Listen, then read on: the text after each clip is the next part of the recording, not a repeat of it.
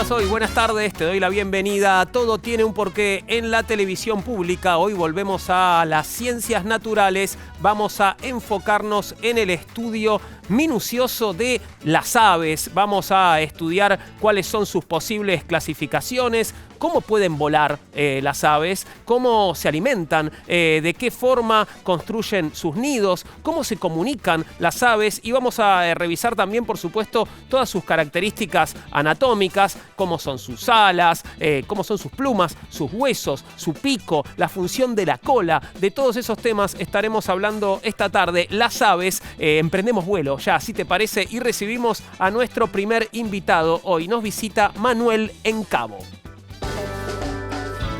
Manuel es ornitólogo, es técnico universitario en gestión, manejo y conservación de la biodiversidad.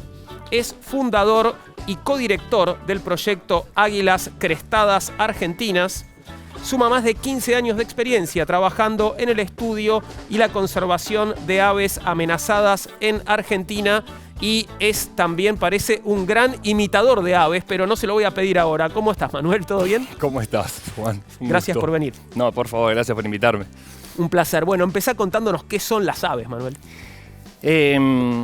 Mirá, las aves, para arrancar, sin meternos en una cuestión muy técnica, para mí son bichos fascinantes.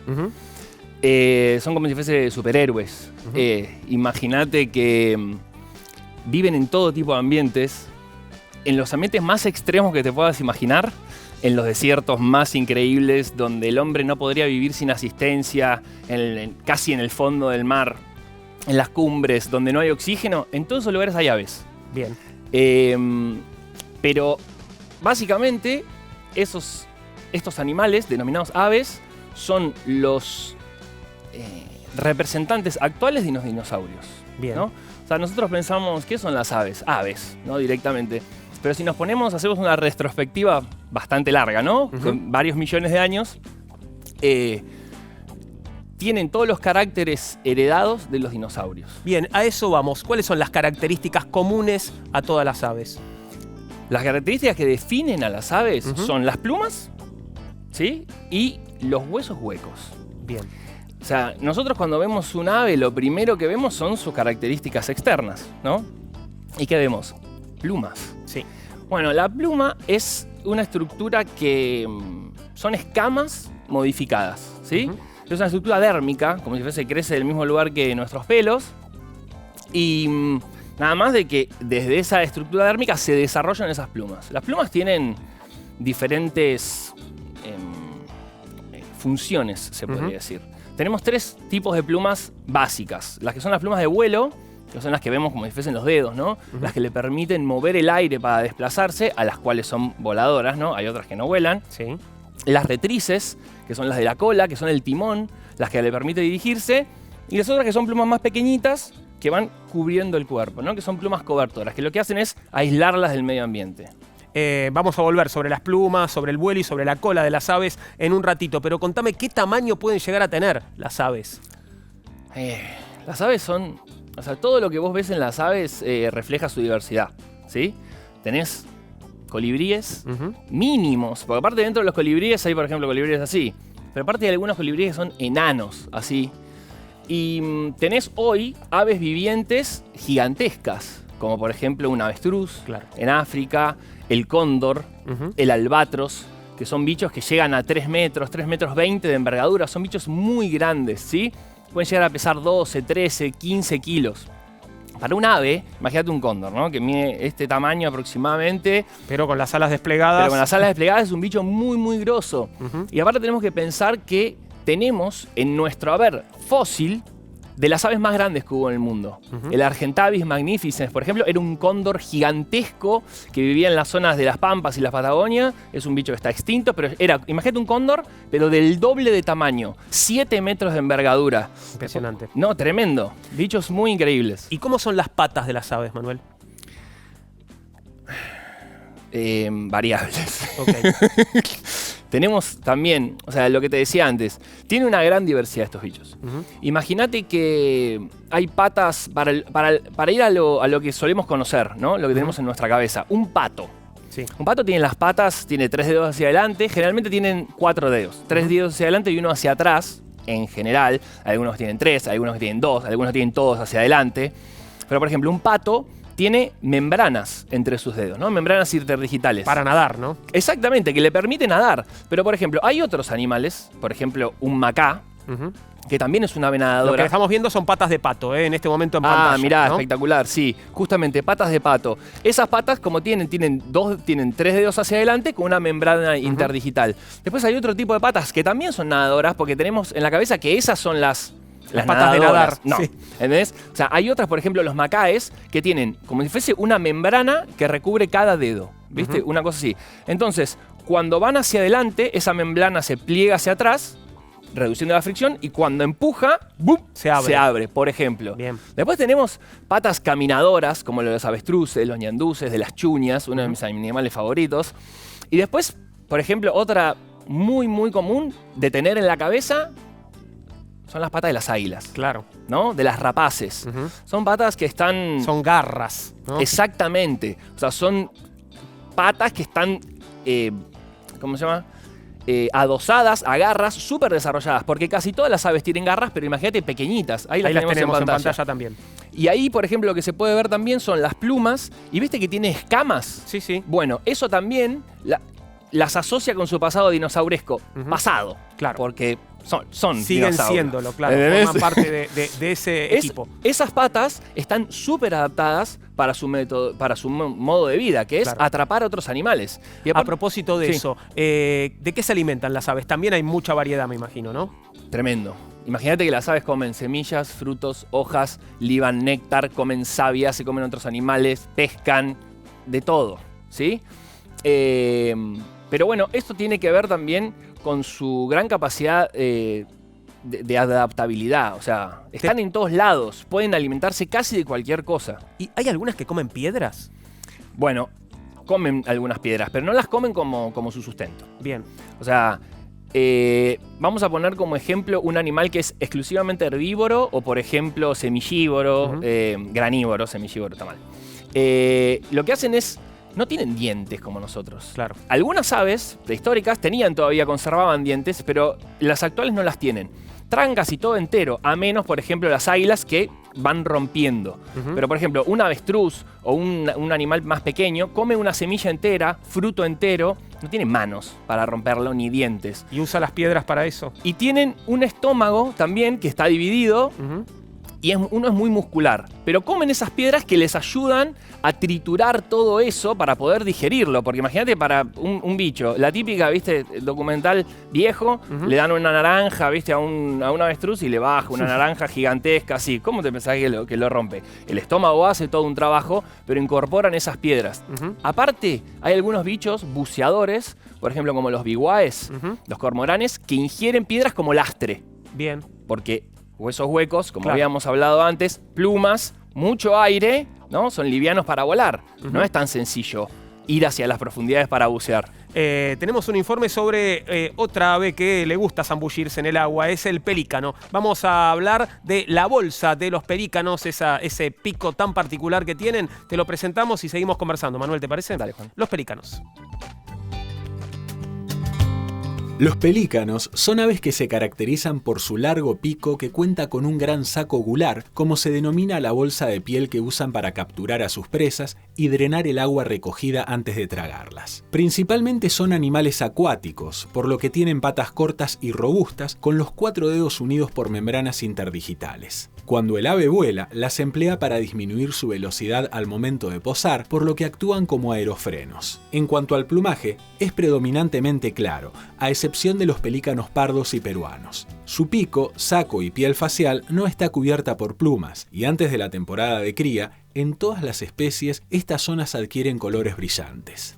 Existen 8 tipos de pelícanos. Habitan todos los continentes menos la Antártida. Suelen vivir en las costas de mares y en las orillas de ríos y lagos de regiones cálidas, donde se alimentan principalmente de peces que capturan del agua. Se desplazan en bandadas, cazan de modo cooperativo y se reproducen en colonias. El pelícano pardo pesca lanzándose desde el aire al mar, lago o río y abre el pico en el instante en que éste toca la superficie. Entonces, el saco se extiende y atrapa varios litros de agua, y si tuvo suerte, un par de peces. A continuación, comienza a contraer la membrana para expulsar el líquido, lo que le permite tragar los peces y volver a comenzar el ciclo. En los días calurosos podemos ver a estas aves descansando bajo el sol del mediodía, agitando la bolsa. Esto posibilita que la circulación sea más veloz, lo que le hace bajar la temperatura interna del cuerpo. Algunos pelícanos, como el ceñudo, alcanzan una longitud superior a los 7 metros, una envergadura de 3 metros y pueden pesar hasta 13 kilos. Están entre las aves más imponentes del planeta. Me hablabas, Manuel, un poco de la digestión de las aves y cómo es el aparato respiratorio de las aves. El aparato respiratorio es muy eficiente. Las aves tienen un alto metabolismo, por eso comen muchísimo. Volviendo un poco a lo anterior, perdón, que me vaya de tema, pero para ponerlo en contexto, imagínate que un ave que pesa 1 kilo come 100 gramos, yo debería comer, que peso 75, 7 kilos y medio por día. Y hay bichos, eso es como un promedio, pero un colibrí que tiene un metabolismo altísimo consume casi su propio peso. Claro, está muy activo el colibrí. Está muy activo, exactamente. Y el sistema respiratorio tiene que ser muy eficiente. ¿Por qué? Pensá que ellos para ir de acá ya tienen que volar. Y volar es un gasto de energía importante. Pero tiene algo muy loco, que es que tiene un sistema pulmonar como el nuestro, pero su sistema completo es mucho más eficiente, porque tiene unas estructuras que se llaman sacos aéreos. Los sacos aéreos son como unas bolsas de aire, algunas especies tienen más o menos, pero que están sobre todo ubicadas en la parte anterior y en la parte posterior. Entonces el aire tiene como un movimiento cíclico. Nosotros respiramos, los pulmones se nos inflan de aire y vuelven a salir como por el mismo lugar, se podría decir. Las aves respiran por la nariz, por la boca, por la tráquea como nosotros, pero en realidad lo que hacen es que el aire en una inspiración va directamente hacia los sacos posteriores. Cuando vuelve a expirar, pasa hacia los sacos anteriores y ahí pasan por los pulmones. Los pulmones aparte son muy eficientes en cuanto al intercambio gaseoso. Claro. Y vuelve a salir por la tráquea, pero es como una cosa así. Entonces el aire siempre está muy puro. Nosotros, cuando exhalamos e inhalamos, el aire va por el mismo lugar, entonces se contamina con dióxido de carbono. Ellos todo el tiempo respiran aire puro. ¿Sí? Están muy oxigenadas. Exactamente, y es cíclico. Y aparte, a diferencia nuestra, que tenemos un diafragma, ellos respiran como por fuelle. Entonces el movimiento de las alas lo que hace es expandir y cerrar la caja torácica y ayuda a la circulación del aire. ¿Y tiene relación esto con la producción de sonido de las aves también? Sí, la producción de sonido de las aves es bastante parecida a la nuestra. Tienen un órgano fonador que se llama siringe, que es como nuestras cuerdas vocales. Pero la verdad es que es mucho más complejo, ¿sí? Porque, como te decía, el aire entra por la tráquea, pero se divide y va hacia un lado a la entrada y sale por otro. Pero en la entrada y la salida también pasa por este órgano fonador. Entonces tiene una gran capacidad de hacer sonidos. A la entrada y la salida. Eso le da variedad, ¿no? Simultáneamente. Claro. Y aparte, dentro de las mismas especies, de las diferentes especies, perdón, hay mucho desarrollo de la siringe. Incluso, por ejemplo, cigüeñas, cóndores no tienen. Entonces solamente hacen castañeteos o una cosa así. A diferencia de las aves canoras, las aves, un cardenal, por ejemplo, que tiene trinos espectaculares. Voy a ese tema. ¿Me esperás un momento, Manuel? Pero porque tenemos una comunicación justamente sobre el canto de las aves. Vamos a conversar con Gabriel Mindling. Gabriel es doctor en física por la Universidad de Drexel, Estados Unidos. Es profesor titular del Departamento de Física de la Facultad de Ciencias Exactas de la UBA e investigador superior del CONICET. Trabaja en biofísica, en particular en la física y neurociencia del canto de las aves. Muchas gracias por atendernos, Gabriel. Buenas tardes, ¿cómo estás? ¿Qué tal? ¿Cómo estás, Juan? Muy bien, gracias. Contame, ¿qué tipos de sonidos producen las aves? Un poquito estábamos entrando en el tema con Manuel. Sí, escuchaba. Sí, tal cual. Las aves tienen esta gran diversidad de sonidos que pueden generar, desde sonidos muy puros, sonidos muy ásperos, incluso tenés especies que imitan sonidos artificiales. Vos te vas a encontrar con aves que empiezan a imitar de repente la alarma de un auto o una motosierra. Y como comentaba recién tu invitado, tienen este sistema vocal que lo que seguramente no hacen es silbar, que es como nosotros imitaríamos un ave. ¿Y para qué utilizan ¿Para qué utilizan estos sonidos? ¿Para qué utilizan los sonidos que producen? Mira, fundamentalmente para seducir a la pareja. En casi todas las especies el macho es el que canta, entonces para seducir a la hembra y para avisar a otro macho que hay un territorio que ya está ocupado. Esas son las dos funciones fundamentales. O sea, transmiten información sobre su estado fisiológico y sobre sus habilidades, pero no hablan. Claro. ¿Y todos los pájaros de una misma especie cantan igual o hay diversidad? Mira, vos tenés aproximadamente la mitad de las especies que tienen grabado en hardware su canto. Una paloma o un venteveo, casi todos los individuos van a tener muy pequeñas variaciones. Ahora, la mitad de las especies necesitan aprender, necesitan un tutor para aprender. Entonces van a aparecer dialectos. Un chingolo de esta zona va a cantar distinto que un chingolo de Córdoba, así como nosotros tenemos nuestros acentos en el idioma, ellos van a tener sus dialectos porque necesitan aprender y van tomando de sus tutores y de sus vecinos ciertas propiedades vocales. Y entonces tenés ahí especies donde hay una gran diversidad de cantos. Gabriel, tengo justamente este concepto de aprendiz vocal, los aprendices vocales. ¿Tiene que ver con esto de lo que estás hablando?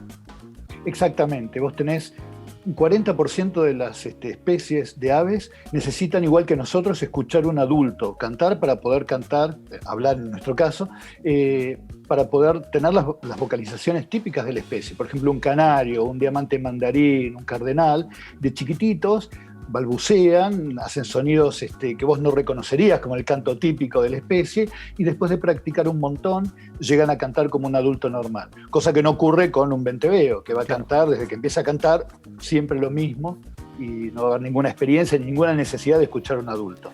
Te hago una última pregunta, Gabriel. No sé si esto es una experiencia personal, pero o es un hecho, ¿no? ¿Hay aves que cantan más fuerte por la mañana o esto lo sufrimos los humanos porque queremos seguir durmiendo? No, es tal cual. Hay un montón de teorías de por qué eso ocurre, pero durante el amanecer cantan más y cantan más fuerte. Y dentro de todas las teorías que compiten, hay una que indica que cantar de mañana, antes de que se hayan alimentado, es muy demandante. Por lo tanto, si vos cantás mucho y muy fuerte, antes de haber sufrido toda tu etapa de alimentación mañanera, es que sos un buen candidato. Bueno, así que hay que entenderlos. Por eso están cantando tan temprano. Gabriel, muchas gracias por atendernos. Te mandamos un abrazo. No, gracias a vos. Chao, hasta luego. Hasta luego. Manuel, seguimos conversando ahora sobre los sentidos de las aves. ¿Qué sentidos tienen más desarrollados? Las aves son seres visuales. O sea, casi todas las aves, su sentido primordial es la visión. También escuchan muy bien, como recién contaban, o sea, tienen una comunicación a través del sonido en el cual, imagínate que todas estas notas y esta variedad de notas que por ahí no son audibles para nosotros, ellos las decodifican. Entonces tienen un buen oído. Pero dentro de... Para destacar, los que se llevan todos los premios son las aves rapaces. Claro. Las aves rapaces, o sea, son los que tienen la visión más aguda, las aves rapaces diurnas, y las nocturnas destacan por su audición. Tengo un informe que justamente nos habla de esto, de las aves rapaces, y están las dos, las diurnas y las nocturnas, y es asombroso lo que ven y lo que pueden escuchar y el poco sonido que pueden producir cuando quieren. Son también, increíbles. ¿no? Lo vemos en el informe, las aves rapaces. Las aves rapaces son animales que usan su pico y garras afiladas para cazar su alimento. Usualmente sus presas son vertebrados bastante grandes en relación a su tamaño. Muchas también ingieren carroña, al menos ocasionalmente, aunque en el caso de los buitres y los cóndores se trata de su principal fuente de alimento. Se puede clasificar a las aves en dos órdenes: las estrigiformes, a las que pertenecen las lechuzas y búhos, y las falconiformes, entre las que se encuentran los buitres, águilas y halcones. Las estrigiformes son de hábitos nocturnos que comen roedores e insectos. Su característica distintiva reside principalmente en los ojos y en los oídos. Los primeros son muy grandes y en vez de estar situados a los lados de la cabeza, se encuentran orientados hacia adelante, como los primates. Si bien los búhos tienen visión binocular, sus ojos están fijos en su lugar y tienen que girar toda su cabeza para mirar hacia otra dirección. En cuanto a los oídos, son muy grandes y en el exterior presentan notables repliegues de piel. Tienen un plumaje muy espeso y blando, usualmente de color amarillo, rojizo, pardo y negro. Por su parte, las falconiformes son de hábitos diurnos. Generalmente habitan en las altas cumbres, muy hábiles para volar y se alimentan exclusivamente de carne. Su cuerpo es fuerte y compacto, con miembros robustos y cabeza voluminosa.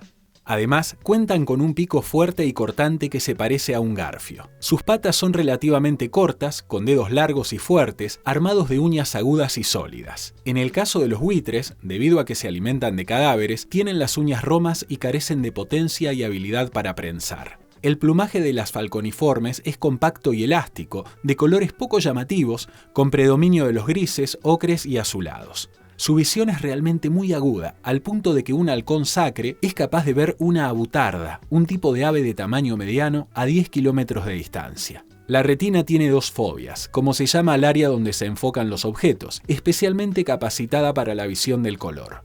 Estas están ubicadas una central y otra lateral, lo que le da a sus ojos una sensibilidad superior a la de los mamíferos. En cuanto a las alas, varía según la especie. Si cazan en la espesura, son cortas, anchas y redondeadas para poder realizar rápidos cambios de sentido. En cambio, las que se mueven en espacios abiertos, como los halcones, cuentan con alas anchas, largas y rectangulares separadas en sus puntas, como los dedos de una mano. Son animales fundamentales en los ecosistemas, ya sea como limpiadores de cadáveres en el caso de los buitres, jotes y cóndores, o como estructuradores de las cadenas tróficas en su rol de depredadores. Por su posición en las cadenas alimentarias, suelen ser muy sensibles a modificaciones humanas del medio natural y, por lo tanto, pueden jugar un papel importante como bioindicadores para conocer qué ocurre con el ambiente que habitan. Vemos aves, Manuel, que tienen los ojos al frente y aves que tienen los ojos a los costados. ¿Cuáles son las diferencias entre unas y otras? Las diferencias pueden llegar a ser, en caso de las rapaces, por ejemplo, como contaban los que buscan, los buscadores, los jotes, los cóndores, que tienen que cubrir un vasto espacio para poder ver más. Pero las que tienen los ojos hacia adelante son las cazadoras, ¿no? Las que tienen, porque esta visión binocular les permite calcular bien, perfectamente la profundidad para un ataque, ¿sí? Claro. Y las que tienen también los ojos hacia los costados son las presas, porque tienen que estar atentos a la mayor cantidad de direcciones por las que pueden ser atacadas. Porque las aves también tienen sus predadores, por supuesto. Sí, exactamente. ¿Y cómo se orientan las aves migratorias? Que recorren grandes distancias, ¿no? Y siempre lo hacen bien. Sí, ese es un tema que se sigue estudiando, pero hay algunas teorías, ¿no? Se sabe que utilizan las estrellas, la posición del sol, algunos elementos topográficos, pero también hay algunas cuestiones que tienen que ver con la posibilidad de que las aves tengan diferentes posibilidades de percibir el campo magnético de la Tierra, ¿no? Por ejemplo, dicen que las palomas tienen una sustancia, magnetita en la zona del pico, entonces podrían como tener una brújula. Bien. O por ejemplo, proteínas polares. ¿Viste que nosotros a veces vemos como manchas? Bueno, esas proteínas pueden llegar a tener polaridad, entonces ellos ven, es como si fuese un mapa que tienen, que justamente está influenciado por el campo magnético de la Tierra. ¿Y cómo se reproducen las aves? Las aves tienen diferentes sistemas reproductivos, ¿no? Pero generalmente, como en muchas otras especies, tiene que haber un macho y una hembra, por lo menos. Pero hay un montón de estrategias. Hay algunas que son parejas monógamos de por vida, algunas que son monógamos por temporadas y después cambian. Algunas, por ejemplo, que practican la poliginia o la poliandria, que son una hembra con muchos machos, o al revés. Por ejemplo, los patos.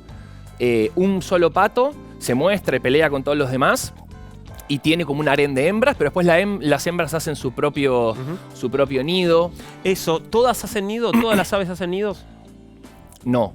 Bien. Algunas construyen su propio nido, que algunas son súper diversas. Otras utilizan nidos de otros. Bien. Y algunos ni siquiera hacen nido. Por ejemplo, un cóndor utiliza un pedazo de roca, una cueva, y se mete ahí. O un ave playera solamente hace un pequeño huequito en la tierra, en la arena, y se queda ahí. Pero no construye, no es que lleva palos. Claro. Lo que nosotros pensamos que es un nido. Y Bien. Después está el crack, el hornero. Claro, del hornero te vamos a hablar y de otros grandes arquitectos en el reino de las aves. Es lo que vamos a presentarte a continuación. Los nidos extraordinarios.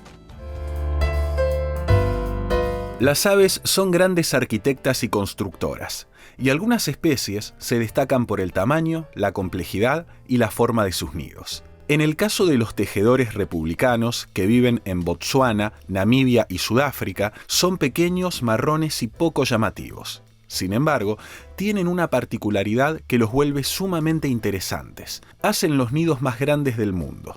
Y tienen tanto peso que llegan a doblar e incluso a quebrar las ramas del árbol. Lo que lleva a estas aves a hacer semejantes construcciones es que lo comparten entre toda la colonia, que puede tener entre 100 y 500 ejemplares.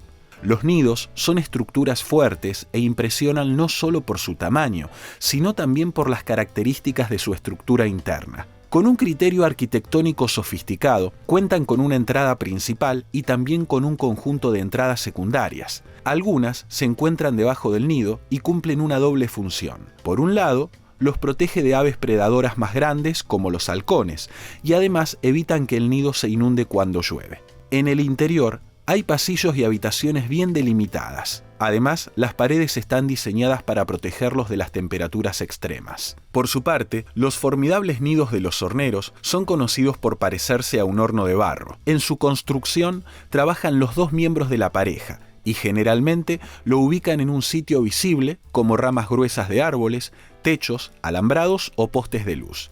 Como materia prima, utilizan barro, pajitas, raíces, estiércol o crin de caballo. Si el clima es favorable, tardan de 6 a 8 días, aunque usualmente lo completan en 2 o 3 meses.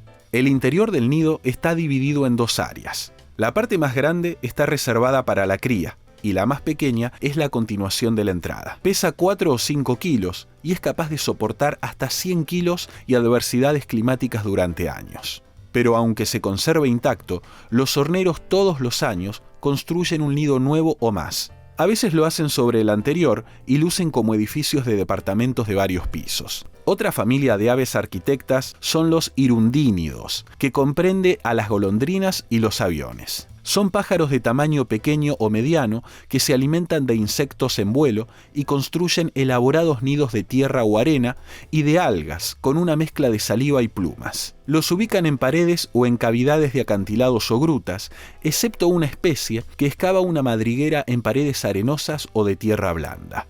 El pergolero pardo es otra especie cuyos nidos son para destacar. Los machos son los encargados de construirlos y los hacen de 1 metro de alto y 1,5 metros de diámetro. Ponen mucha dedicación a esta tarea, ya que de esta manera atraen a las hembras. Incluso ponen en la entrada diferentes objetos como flores de colores o frutas, escarabajos y otros insectos. Se ha observado también que algunas aves escogen materiales verdes de plantas aromáticas que pueden tener propiedades insecticidas, mientras que otras pueden usar materiales como espantadores de carnívoros para repeler pequeños predadores. Ahí veíamos la obra de grandes constructores. ¿Hay aves en riesgo de extinción en la Argentina, Manuel? ¿Y cuáles son sus amenazas en todo caso? Lamentablemente sí. Tenemos aproximadamente 1000 especies, un poquitito más, y el 20% de estas especies de aves están bajo alguna categoría de extinción. Lamentablemente hay algunas en peligro crítico de extinción y amenazadas al nivel global. Para nombrar tordo amarillo, macato viano, guacamayo militar, que quedan muy pocos. Algunas águilas, como por ejemplo el águila arpía, el águila coronada. Y lamentablemente estos bichos tienen un conjunto de amenazas, ¿no? Que se pueden ver por ahí actualidad, ¿no? Los incendios, cosas que están pasando, ¿no? La destrucción del hábitat. Claro. Cada vez tienen menos lugares donde vivir. Porque, a ver, ¿qué es peligro de extinción? O sea, un animal, una especie que se extingue no puede volver, ¿no? Entonces, estos animales que tenían poblaciones saludables, con un gran número hace algunos años, con la modificación del uso de la tierra para ganadería, se talan los bosques, ¿no? Para poner agricultura, por ejemplo, cada vez tienen menos lugares donde vivir. Sumado a eso, muchos son perseguidos por el tráfico ilegal de fauna, muchos de ellos son perseguidos por conflicto de intereses con los humanos, por ejemplo las aves rapaces, que al tener cada vez menos presas naturales, menos lugar donde vivir, se ven forzadas a vivir en el borde, ¿no? En las chacras, claro. Entonces comen algún pollo, les disparan, y después por la caza, la cacería, o sea, hay muchas especies que son plausible de ser cazadas. Por ejemplo, el cauquén colorado es un bicho que está amenazado de extinción en Argentina, que es como un ganso así, y que lo cazan tanto deportivamente como para comer. Lo estamos viendo, mira, justamente, al cauquén colorado en pantalla. Bien, y a ver, o sea, yo creo que aparte hay algo muy importante que no tiene que ver con que la mayoría de las especies lo que se hace es darle un valor, tiene un valor ecológico, ¿no? Regula el ecosistema, pero tiene un valor intrínseco las especies, ¿no? Claro. O sea, el mundo es un lugar peor sin menos especies, ¿no? Totalmente, es como con menos diversidad. Es una casa abandonada, o sea, una casa que estaba habitada por una persona que ya no está más, pierde como su lugar. Yo no quiero bosques vacíos. Claro que no. ¿No? Claro que no. Manuel, fue muy interesante escucharte, de verdad. Muchas gracias por invitarme y la pasé muy bien. Me alegro mucho, nosotros también. Vos podés mandarnos un mail si querés a porqué@mandarinatv.com. Te esperamos en Facebook también, como Todo Tiene un Porqué, en Instagram y Twitter, @porqué_TV. Después de la pausa, seguiremos hablando de las aves, vamos a hablar de la anatomía del vuelo y también de la evolución de las aves. Esperanos, Todo Tiene un Porqué.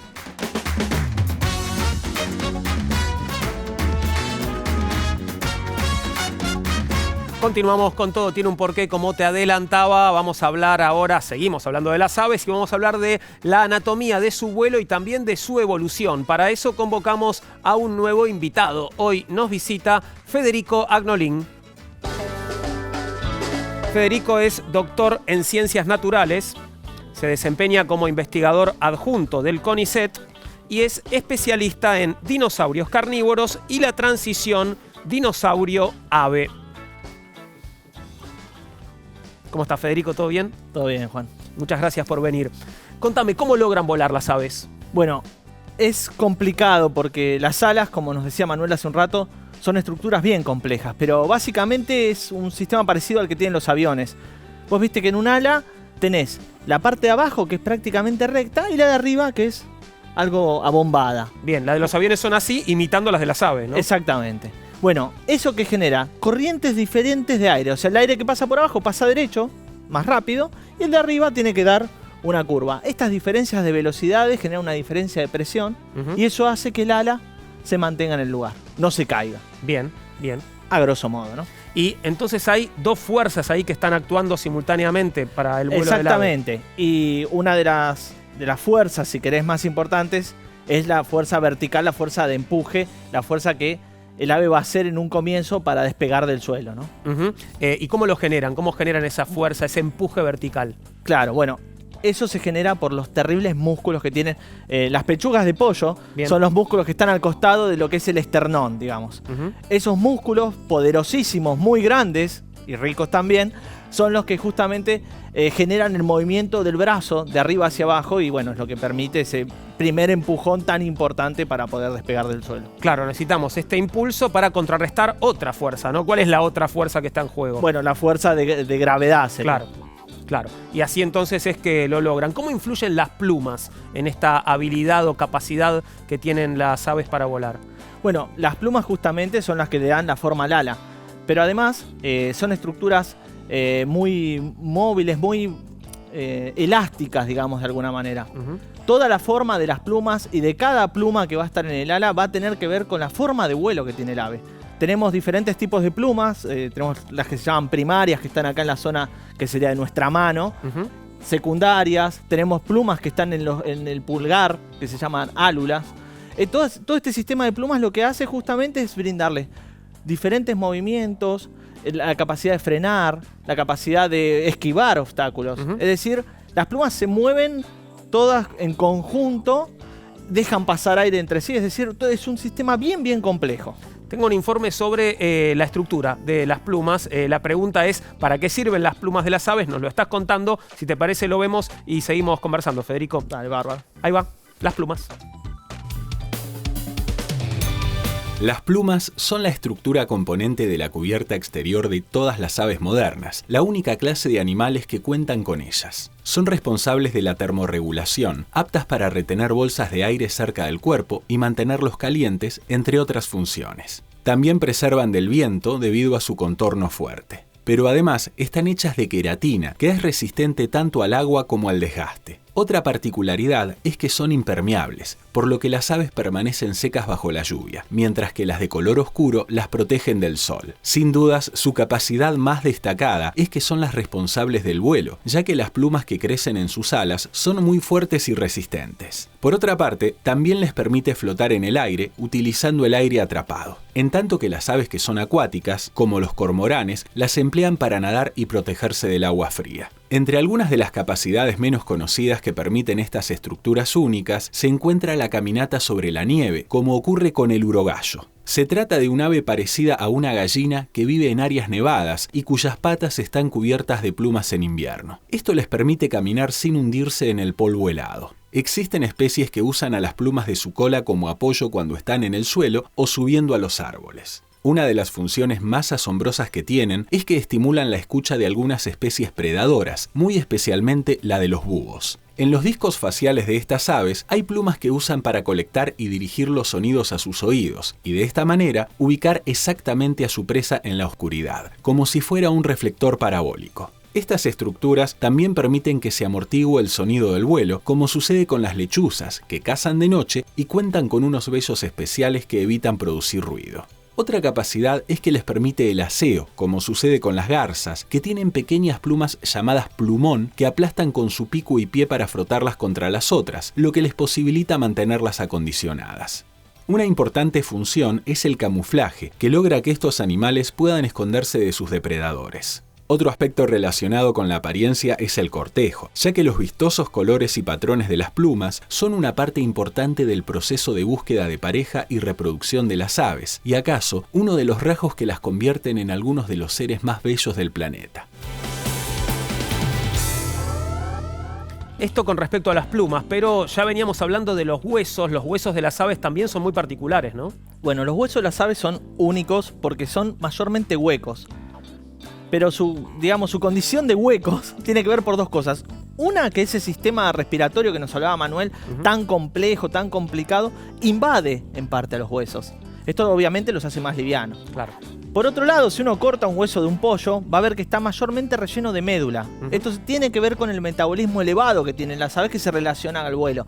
Prácticamente toda la anatomía y la fisiología de las aves obviamente se relaciona al vuelo. ¿Hay otras adaptaciones, además de las plumas, de los huesos huecos? ¿Hay otras? Sí, hay montones, digamos. Toda la anatomía de un ave está hecha de alguna manera para tolerar el vuelo. Por ejemplo, muchos de los huesos están fusionados y forman complejos robustos que le permiten soportar el aterrizaje, porque para aterrizar necesitas unas patas bien que puedan permitirse que amortigüen la caída, amortiguar, ¿no? esa caída, exactamente. Entonces, ahora, perdón que te interrumpo, Sí. Federico, digo, obviamente hablamos de adaptaciones que están justamente preparadas para el vuelo. ¿Qué pasó con aves que perdieron la capacidad de volar? Bueno, en muchos casos, las aves que perdieron la capacidad de vuelo, como por ejemplo el ñandú, los pingüinos y muchos otros, perdieron muchas de estas características, y otras las siguen reteniendo, pero las modificaron. Claro. En el caso de los pingüinos, ¿qué podemos decir? Porque perdieron, pero ganaron también, ¿no? Claro, sí, bueno, en realidad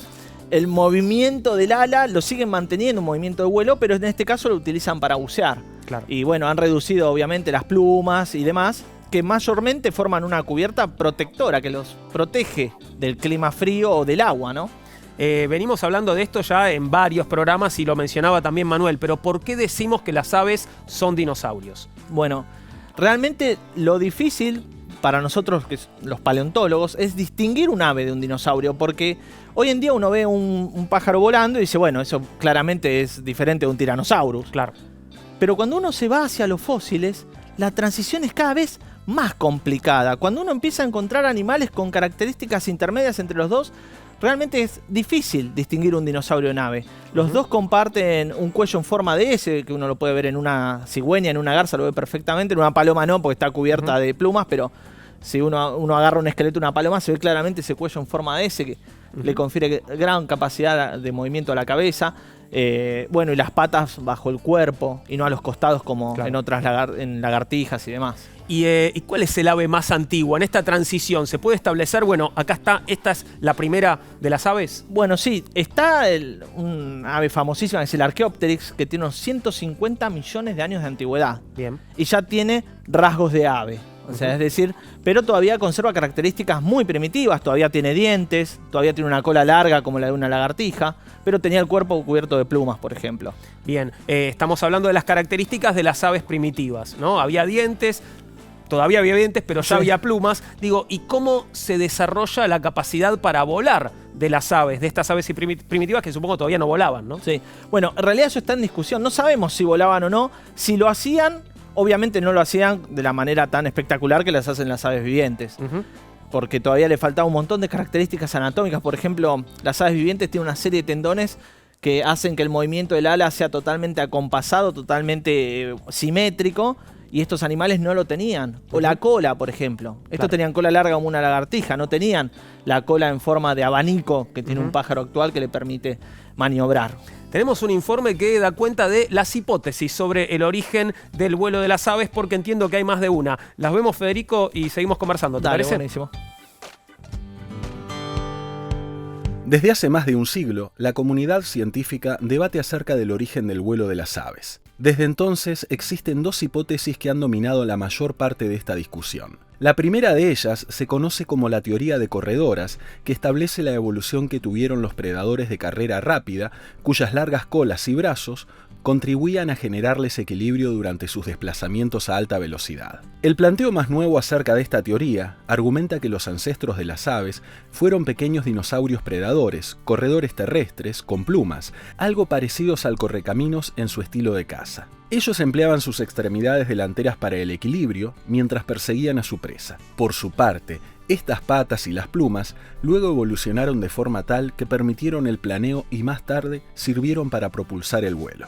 La presencia de plumas habría tenido la función de brindar aislación térmica y exhibición competitiva, como ocurre con las aves de nuestros días. Los estudios sobre los fósiles de un animal llamado Archaeopteryx permitieron suponer que con la ayuda de sus alas, las aves podían correr sobre el agua como lo hace el basilisco común. Por su parte, la segunda hipótesis es la teoría de arborícolas, que sostiene que el vuelo propulsado evolucionó desde el planeado no impulsado que realizaban los animales arborícolas o trepadores. La mayoría de las versiones de esta idea propone que los antepasados de estos animales fueron dinosaurios muy pequeños que vivían en los árboles, saltando de rama en rama. Este familiar lejano ya tenía plumas y eventualmente contaba con alas que habrían evolucionado, resultando cada vez más refinadas para dar más control en el salto, servir como paracaídas, deslizarse y volar de manera escalonada. Esta teoría también señala que para los animales arborícolas, la aerodinámica es mucho más eficiente energéticamente, ya que ellos simplemente caen al alcanzar velocidades mínimas de deslizamiento. Recientemente surgió otra posible explicación bautizada corredoras en inclinación con asistencia de alas. Esta es una variante de la teoría de corredoras y postula que las alas desarrollaron sus funciones aerodinámicas como resultado de la necesidad de correr rápidamente hacia arriba en pendientes muy empinadas, como la de los troncos de árboles. En este escenario, las aves necesitan empuje hacia abajo para incrementar el agarre de las patas. Pero las primeras aves, incluyendo a Archaeopteryx, no contaban con el mecanismo del hombro responsable de las rápidas y poderosas batidas hacia arriba que dan las aves actuales. Para la ciencia, dar una respuesta definitiva sobre el origen del vuelo de las aves no es una tarea fácil, ya que esta capacidad fue adquirida de manera gradual hace millones de años. Sin embargo, estas teorías procuran dar un poco más de luz a un suceso fascinante del reino animal y de la naturaleza toda. Estamos hablando de procesos evolutivos y cómo se modificaron los esqueletos de las aves, Federico. Bueno, las modificaciones son múltiples. En realidad, lo que nosotros podemos ver son todas estas fusiones, estos complejos de huesos que se fueron formando y una mayor rigidez cada vez más en el tórax, que se relaciona no solo con el vuelo, sino también con el sistema respiratorio complicado que tienen. Necesitan un tórax firme y rígido, no como el nuestro, por ejemplo, que nosotros tenemos otro tipo de respiración, para poder contener el sistema respiratorio. Te pido que me esperes un segundo porque me parece que alguien quiere preguntarnos algo que creo que no tiene que ver con este tema. Violeta Ortiz de Verega, ¿cómo estás? ¿Qué querés saber, Violeta? Hola Juan, les mando un beso muy grande a todos los que hacen Todo Tiene un Porqué. Les hablo acá desde, el balcón de mi casa, que es uno de los pocos lugares donde tengo privacidad. Y la pregunta que tengo para hacerles es, ¿qué son los rizomas? Te cuento qué son los rizomas, Violeta, a vos y a todos. Un rizoma es un tipo de tallo que crece de manera subterránea y en sentido horizontal, dando lugar al surgimiento de brotes y raíces a través de sus nudos. Gracias a su crecimiento indefinido, pueden avanzar y cubrir una superficie muy importante. Los tallos subterráneos almacenan sustancias nutritivas, por lo que actúan como órganos de reserva cuando inician las temporadas duras, como el invierno. Esos son los rizomas. Te quedás un par de minutos más con nosotros, Federico, que tenemos un poco más para hablar sobre la cola de las aves y su vuelo. Nos quedan unos minutos. ¿Te quedás? Por supuesto. Esperanos, quédate vos también. Ya volvemos con Todo Tiene un Porqué. Estamos hablando de las aves hoy.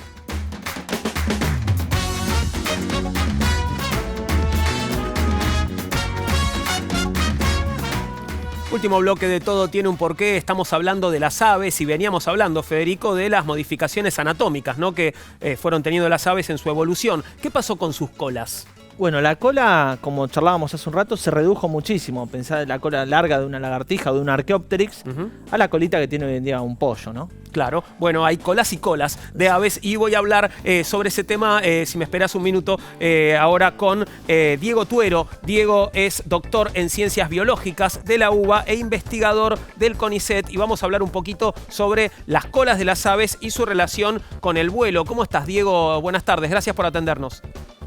Buenas tardes, Juan. Muy bien, gracias. Bueno, contame cómo influye el largo de las colas en el vuelo de las aves.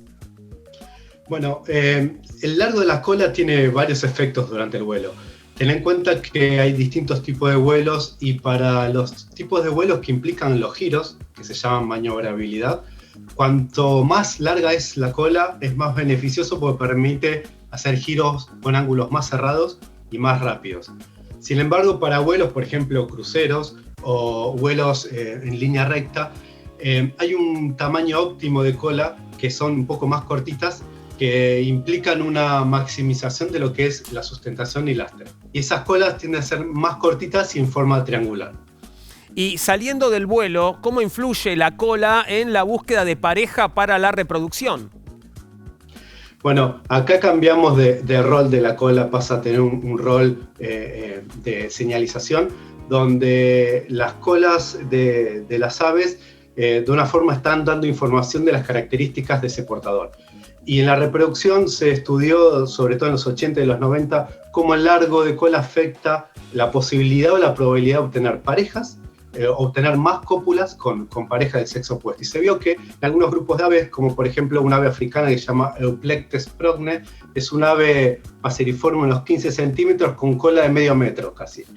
Se hizo un estudio donde se cortó la cola y se vio que esos machos con cola más corta tenían menos hembras que machos donde esa cola se la alargaba más. Tenían una mayor cantidad de hembras en su territorio, por lo tanto esos machos son preferidos y aumenta su probabilidad de reproducirse. Ahora, ¿cuáles serían entonces las ventajas evolutivas de una cola más larga o más corta? Bueno, desde el punto de vista aerodinámico, las colas un poco más cortas son más eficientes aerodinámicamente y eso lo que produce es un menor gasto energético durante el vuelo. O sea, en aves, por ejemplo, migradoras, donde recorren largas distancias, es un vuelo menos costoso y eso implica una mayor supervivencia.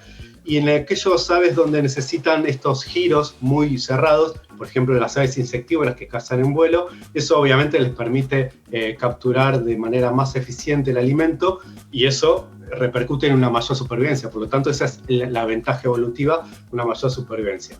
Y en el caso de las colas, como su función reproductiva, como te contaba hace un ratito, lo que aumenta es la probabilidad de reproducirse, de obtener parejas, por lo tanto va a tener más hijos y de una manera toda especie animal lo que es su función última es la reproducción, así que tener más hijos es la ventaja máxima que puede tener, ¿no?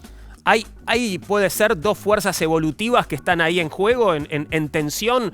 ¿Cuáles serían, Diego?